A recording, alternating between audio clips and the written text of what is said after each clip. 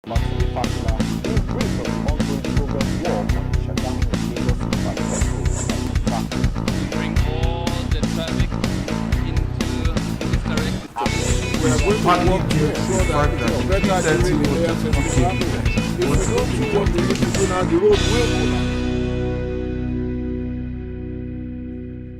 day and welcome to Infrastructure Weekly, a program that showcases the achievements of the Muhammadu Buhari administration in the area of infrastructure. My name is Sarah Yeku, and together we'll be taking a voyage to some parts of Nigeria where major developments are being made.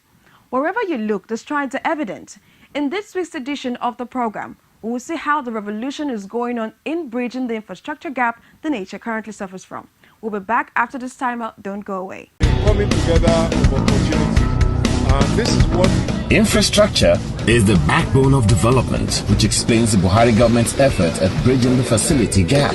Infrastructure Weekly is a television package designed to bring you latest information on hundreds of development projects going on in various sectors all over the nation. There is no state in Nigeria today where you will not see our contractors busy at work. Power generation, rural electrification, road rehabilitations, national housing scheme, construction of roads and rail lines across the country, you name it. We are now able to produce 7,000 megawatt of power. That is no longer debatable. Infrastructure Weekly is Nigerians working together for a better Nigeria. So be better informed to take better informed decisions. Watch Infrastructure Weekly, showing on Channels Television Thursdays 2:30 p.m., NTA Network Wednesdays 5 p.m., and QoTV News Fridays at 8 p.m. Infrastructure Weekly, making development known.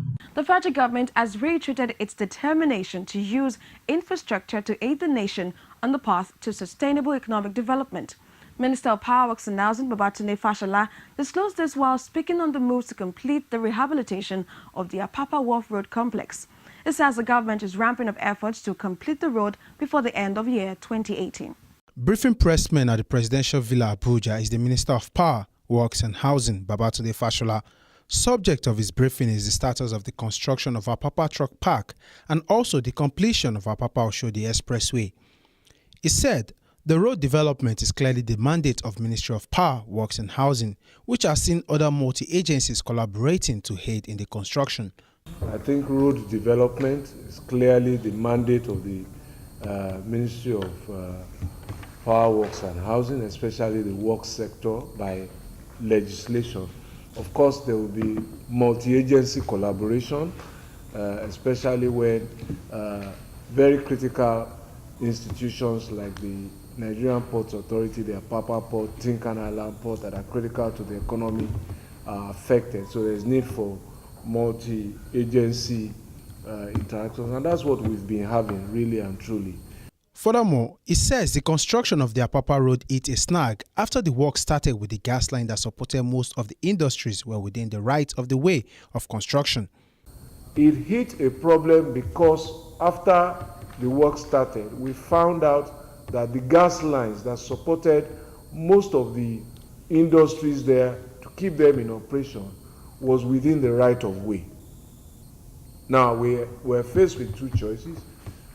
Relocate the entire gas line, which would cost a lot more in terms of relocation of services and the installation, which was outside the scope of what was essentially a donation to them, or to change the alignment of the road so that we don't damage that gas pipe. So that is what we are dealing with. The minister said the evaluation process on the sections involving Liverpool Road and the first 5 kilometers out of Tinkan has finished, as the completion of the truck and trailers park will be completed this year. If you're just joining us on the program, this is Infrastructure Weekly, a program which showcases the strides of the Buhari administration in addressing the nation's infrastructure deficit. For comments, questions, inquiries, and feedback, you can get in touch with us on the social media handles scrolling on your screen. Early 2014, the construction of the second Niger Bridge took off with pomp and circumstance, but unknown to many Nigerians, that was where the story ended until the advent of the Muhammadu Buhari administration. The common refrain by contractors working on most strategic road projects across the country had been that of non-funding of project, but the case is now different.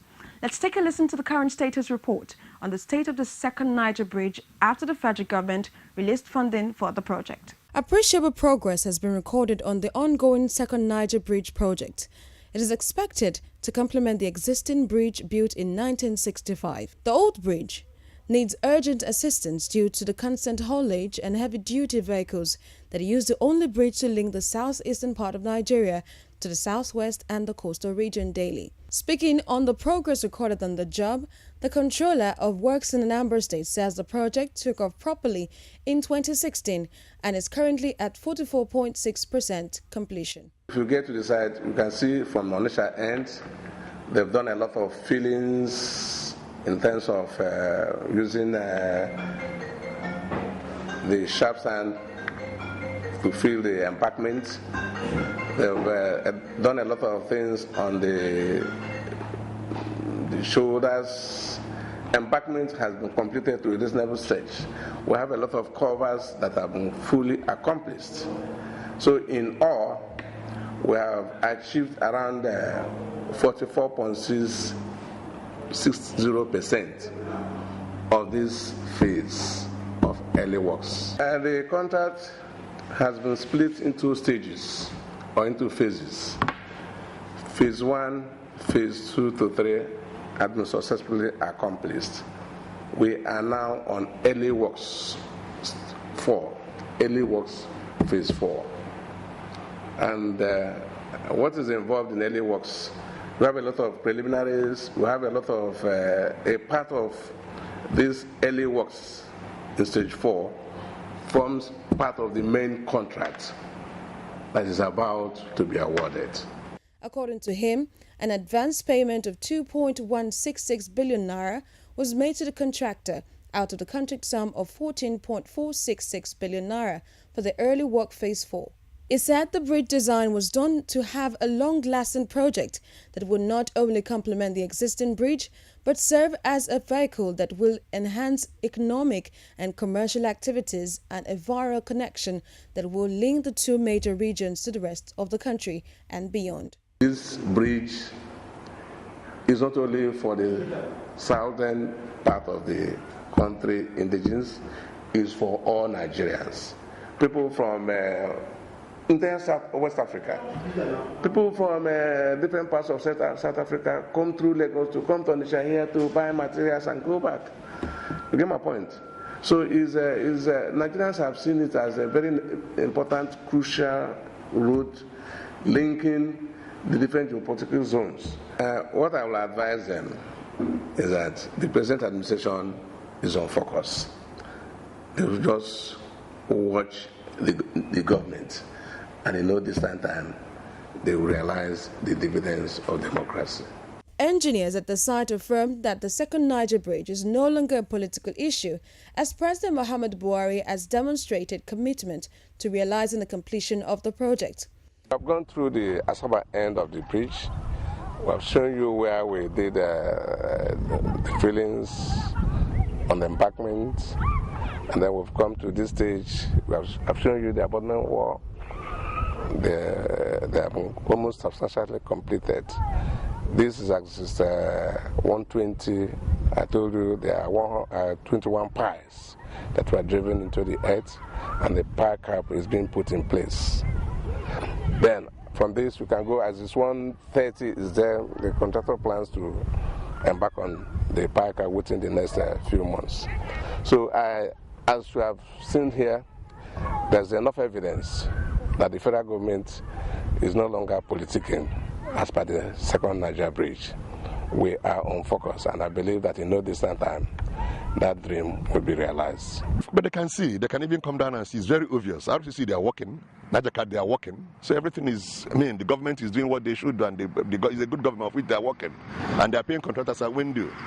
And they don't delay any payment, any interim statement they put up is not being delayed. They pay them as soon as speculators. Since the government came in, They've been working. The contract hasn't been out of job. They've never complained of non-payment of interim statements. Either two of them have each been along this road, so they kept working. On the issue of compensation of the affected people, the federal government has to a reasonable level handled the issue, and this has paved way for work at kilometers 23 to 31. The engineers further assured Nigerians that the main bridge would not take long to be actualized after the early stage 4 is completed in July 2018. And the road will collapse. We'll be back after this time out with a look at the power sector and efforts being made to bring affordable power to all Nigerians. Stay with us.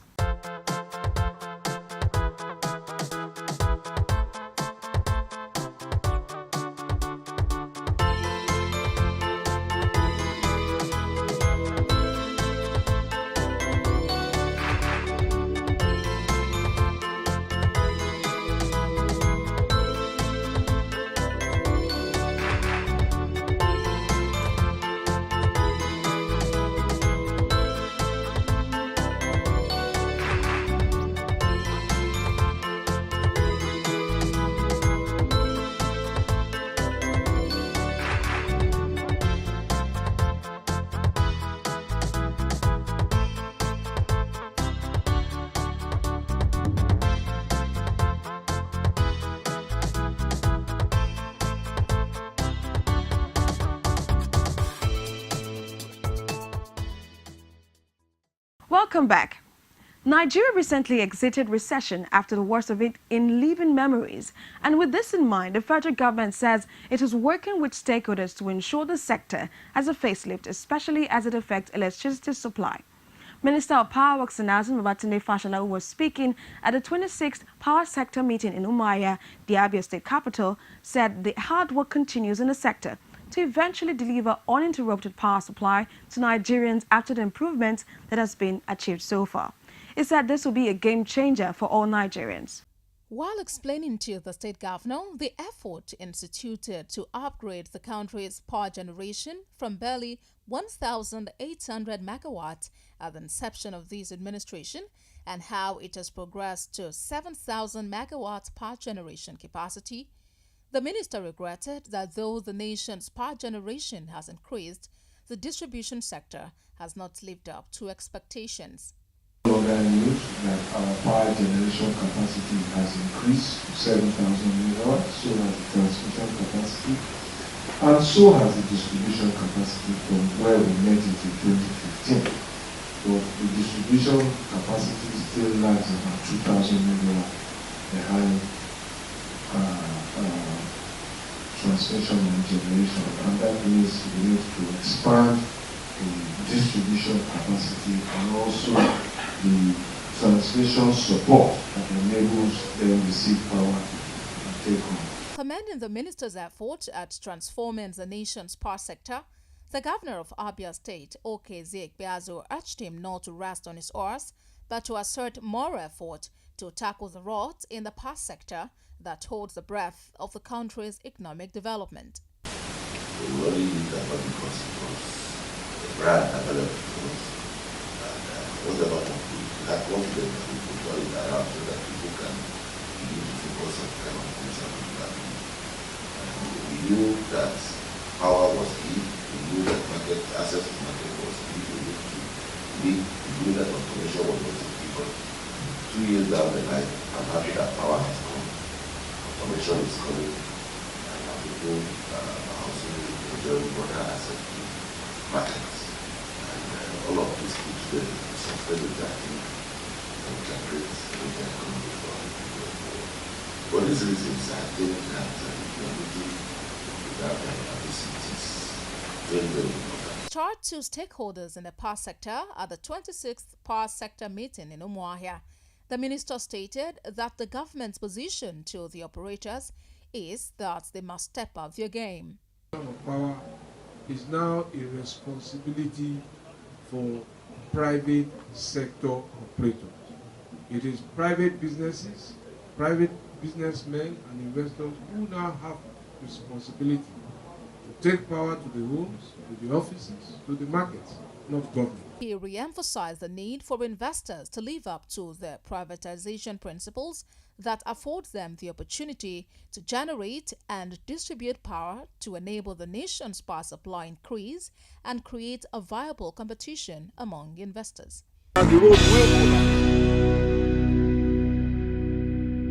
This, according to the Minister of Power Works and Housing, will be done as the transmission and distribution infrastructure gradually expands. The minister spoke at the commissioning of the Ohia transmitting station in Umuahia, Abia State. The federal government has added 40 megawatts mobile power transformer to the 132-33 kV Ohia transmission substation in Umuahia to improve power supply in Abia State. The transformer in Aba transmission substation also received a boost with a 60 MVA transformer. In company of the state governor, Okeze Ikpeazu, the Minister of Power Works and Housing says with the inauguration of the transformer in Umuahia, power supply to Umuahia, Bende, Ikuano, or Afia, parts of Arochukwu, is equal to an Umunechi local government areas will improve. The Aba substation will ensure steady and quality power supply to the over 30,000 shops at the Ariara International Market, currently enjoying stable power supply. To adopt the protocols to be necessary and to say that our focus is on service delivery. And what we come to do here today is one of 90 projects across the country that CCS staff will be completing and commissioning and energizing in the course of this year. So today we are in Umuahia. The capacity of the substation has grown in terms of its need for service, in terms of the population, and in terms of the demand on the Enugu Disco that will use this service to connect and to distribute. The existing capacity is 80 MVA. This mobile transformer adds another 40 MVA and increases that capacity to 120. And communities like Bende, Umuahia, Ohafia, Arochukwu, Isikwato are some of the places that will benefit from this service. Since you have said that you will own this asset like your own, I'm going to invite Your Excellency to cut the tape, commission it, and own it and protect it. For the Abia State Governor, the commissioning is a welcome development. It is on this note that I say that with total respect to the will of God, that we commissioned this substation to the glory of God and service of humanity in the name of the Father, and of the Son, and of the Holy Spirit. With this commissioning, electricity consumers in Umuahia and neighboring communities have a cause to smile as the federal government seeks to make life enduring for all Nigerians.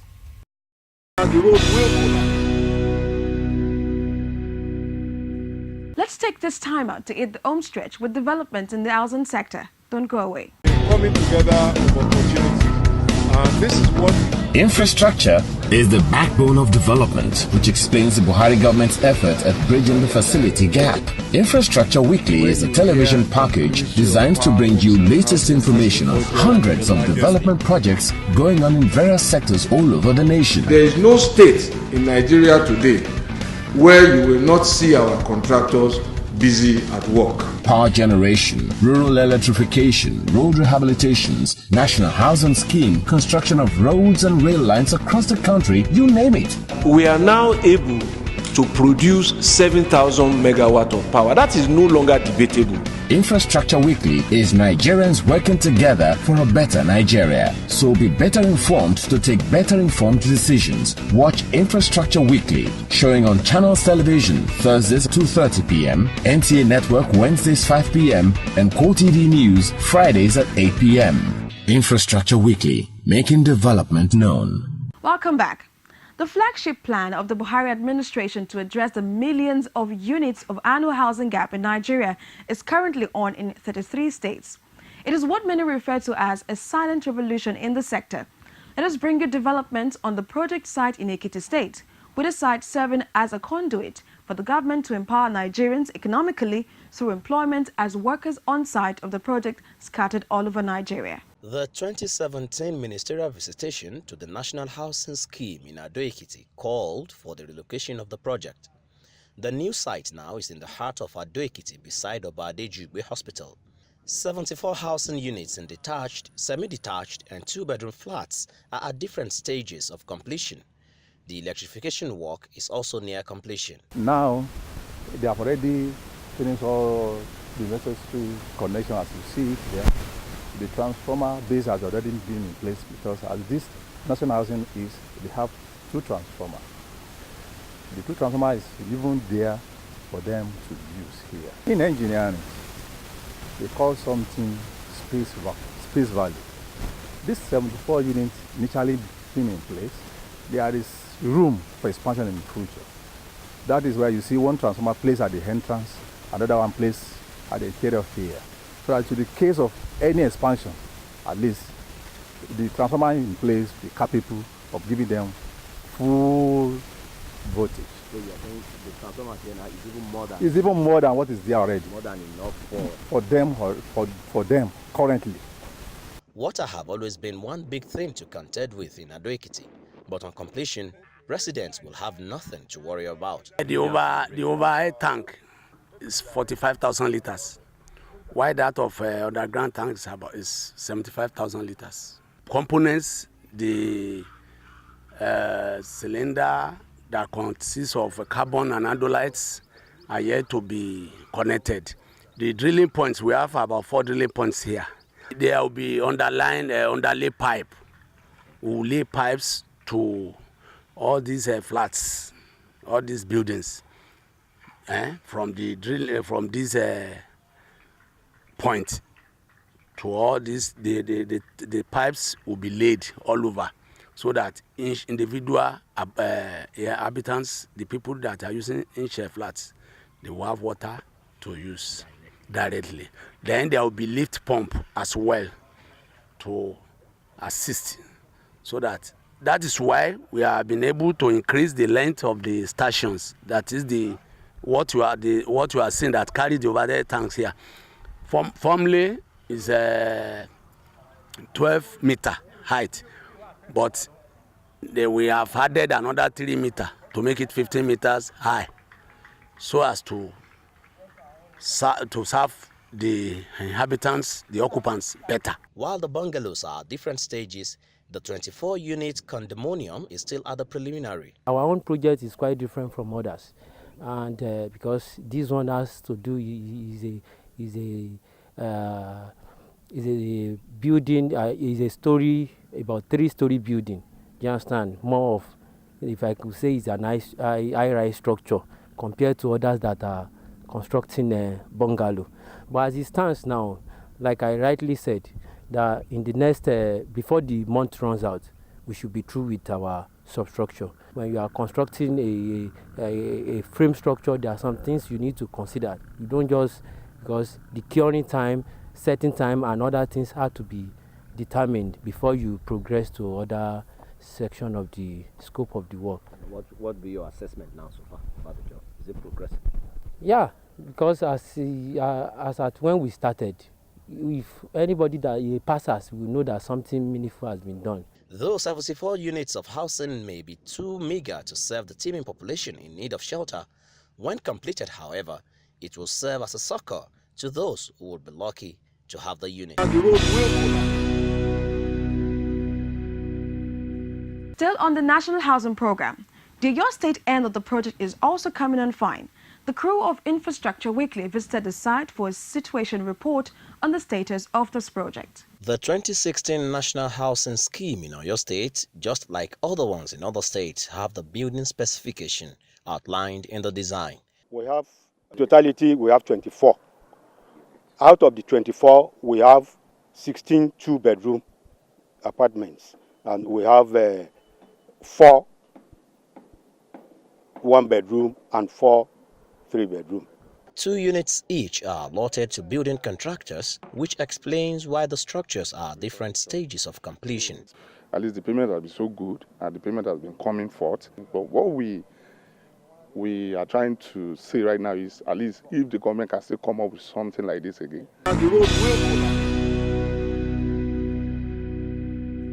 And that's all on this edition of the program. Thank you so much for staying tuned. As the infrastructure program of the Muhammadu Buhari administration gradually eats its peak, play your part in the continued development of Nigeria by paying your tax and protecting public utilities. Thank you so much for watching. I am Sarah Yeku. Join us for another package next week. Until then, let's continue the conversation on the social media handles scrolling on your screen. Bye for now.